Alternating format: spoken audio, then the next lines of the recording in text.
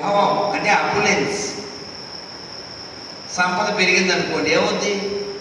ఏమొస్తాయి మనకి? ముందు సొమ్ములు, తర్వాత కొమ్ములు, మిగిలేవి దుమ్ములు. అవునే కదా? అందుకని మనం ఎప్పుడు వినయంతో ఉండాలి. ఇప్పుడు కూడా రాముడిని ఏమడిగాను నేను?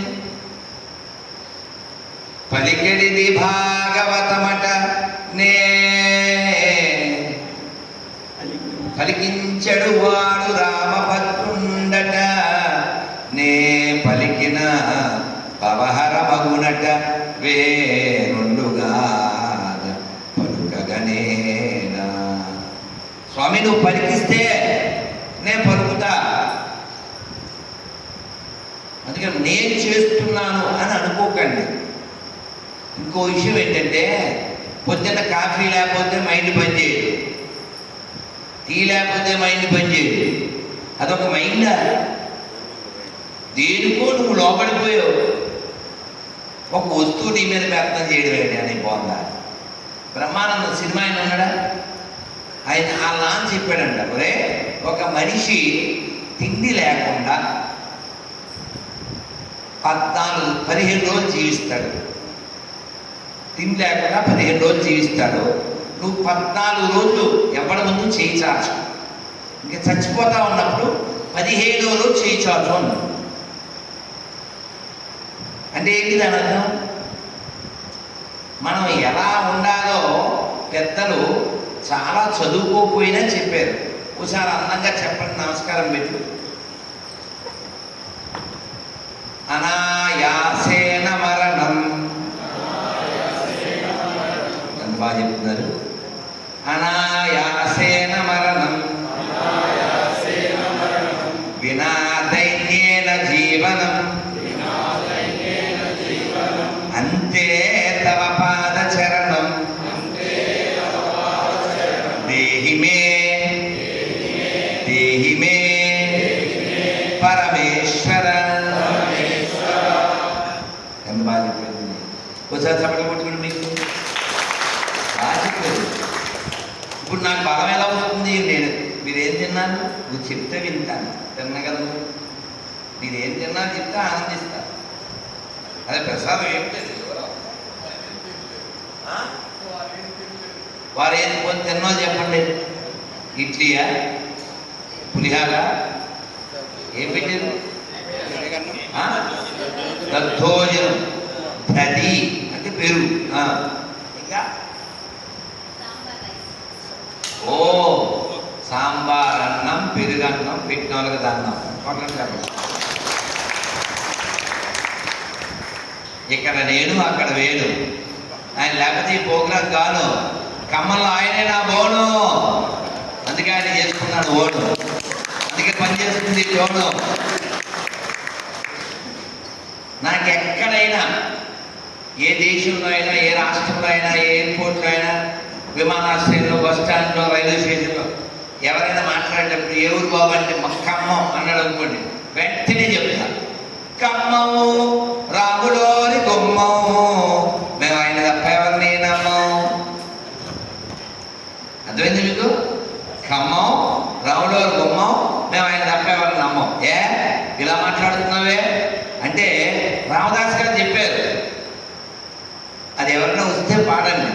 బండన భీముడు అంత జన బాంధవుడు. ఎవరైనా వచ్చా కొంచెం దీర్ఘ శ్వాసతో పాడాలి, నేర్చుకుని పాడాలి. మొన్న విధుశేఖ భారతి స్వామి వారు చెప్పారు, బాగుంది. అది పిల్లలకి నేర్పండి, ఒక కిక్ వస్తుంది విన్నవాడికి అన్నవాడికి. అందులో ఆయన ఏమంటే, నేను ఒక ఏనుగు మీద ఎక్కి, ఏంటి అంటే ఆ పద్యంలో, నేను ఏనుగు మీదకి ఎక్కి రెండవ సాటి దైవం ఇంకెవ్వడు లేడని గట్టిగా అంటే, దీన్నే త్యాగరాజస్వామి వారు చెప్తారు. ఉండేది రాముడొక్కడే ఊరకే చెడిపోకు ఓ మనస, ఉండేది రాముడొక్కడే. మనం దురదృష్టం ఏమిటో మ్యాచింగ్ అవుద్దా? శ్రీరామ జయ రామ జయ జయ రామ.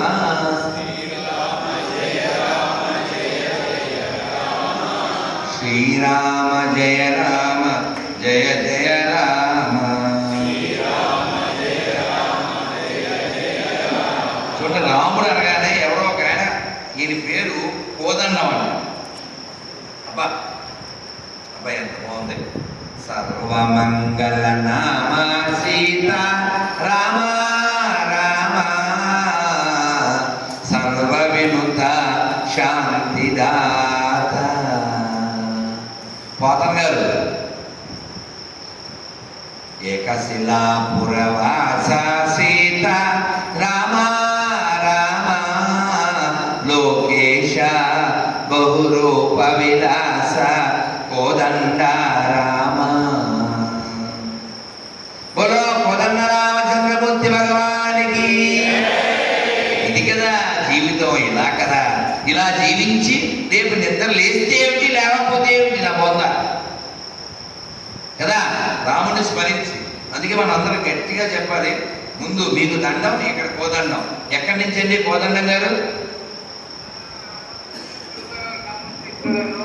ఎవరు? చాలా సంతోషం. ఇక్కడ నేను ఖమ్మంలో రాముల బొమ్మల్లో ఉన్నాను, చుట్టూ జనం ఉన్నారు. కానీ రాముడి గురించి రామాలయంలో చెబితే కోదండం మధ్యలో వచ్చాడు కదా అని ఫోన్ ఎత్తాను. మనం రేపు వివరంగా మాట్లాడుకుందాం. ఇప్పుడు మీకు మీలో మీ సెల్లో ఛార్జింగ్ ఉన్నంతసేపు వినేయండి. గట్టిగా ఒకసారి జై శ్రీరామ్ అనేది వింటూ ఉండండి. అందరూ చెప్పండి. రాముని వారము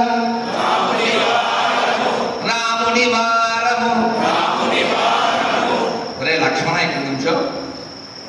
ఎవరు చెప్తున్నారు దానికి? ఎవరిని తీయక్కర్, నేను ఒక్కనేనా? వాళ్ళు ఏం చేశారా? 3 గంటల నుంచి వెయిట్ చేస్తుంటాను కదా. నేను ఒక్కనేనా రాముని వాడిని? వాళ్ళు కదా. రాముని వారము మాకేమి విచారము, రామా నీదే భారము, రామా నీదే భారము, దాశరథి దాశరథి నీవే మాకు ఆధారము. ఎంత బాగుంటుందండి విశ్వాసం. అన్షేకన్ అంటే కదలకూడదు. ఇక్కడ కూర్చో, కదలకూడదు మన విశ్వాసం. అన్షేకంగా ఉండాలి. అలా ఉన్న వాళ్ళలో ఉత్తమోత్తముడు ఎవరు? పరాశర పుండరీక వ్యాసాంబరీష సుఖ సౌనక భీష్మదాల్భ్యాం. ఇప్పుడు మనం ఇక్కడ 2 అక్షరాల ఒక్క పదం పట్టుకున్నా రేపు ఈ పాటి దాకా మాట్లాడుకోవచ్చు, తెలుసా? 2 అక్షరాలు రామ ఎంత మాట్లాడచ్చు? అవుతుందా? అవుతుందా? ఎంతకాలమైనా అవ్వదు, అంత ఉంది. Narada have some flaws but not Prahlada. నారదుడికైనా ఎక్కడైనా లోపాలు ఉండొచ్చేమో, ప్రహ్లాదుడికి లేవు అన్నారు. అంత శుద్ధభక్తి. అందుకని శరణాగతి విషయంలో తోపు అంటే ప్రహ్లాదుడు. నిప్పుల్లో పడేశారు, నీళ్ళలో పడేశారు, జడుగు